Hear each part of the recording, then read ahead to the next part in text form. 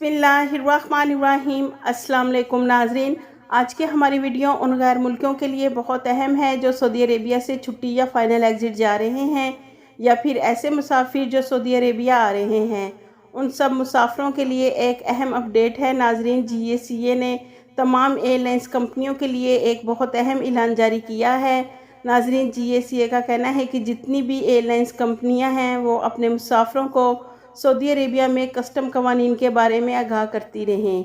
नाज़रीन, Saudi general authority civil aviation का कहना है कि सऊदी अरेबिया से जाने और आने वाले मुसाफिरों के लिए सफरी कवानीन के तहत नकद रकम और सोने के जेवरात की इंतहाई हद मुकर्रर की गई है। अगर इस मुकर्रर हद से ज़ायद रकम या कीमती सामान ले जाने या लाने की सूरत में कस्टम हुक्काम को लाजमी तौर पर आगाह करें।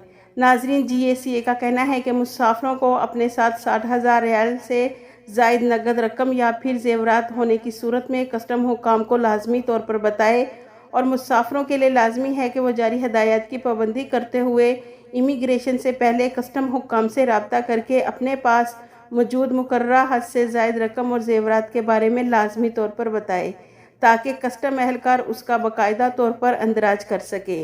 नाज़रीन, अगर आप सऊदी अरेबिया से छुट्टी या फ़ाइनल एग्ज़िट जा रहे हैं तो सऊदी कानून के मुताबिक हर मुसाफिर अपने साथ 60,000 रियाल तक सोना या फिर नगद रकम ले जा सकते हैं। अगर 60,000 रियाल से ज़्यादा जेवर की कीमत या नगद रकम हुई तो ऐसे मुसाफिरों को एयरपोर्ट पर कस्टम के मुतलका अदारे तफ्तीश करेंगे। तो आप सब के लिए लाजमी है कि आप सऊदी अरेबिया के कानून के मुताबिक ही सफ़र के लिए जेवर या फिर नगद रकम अपने साथ लेकर जाएं।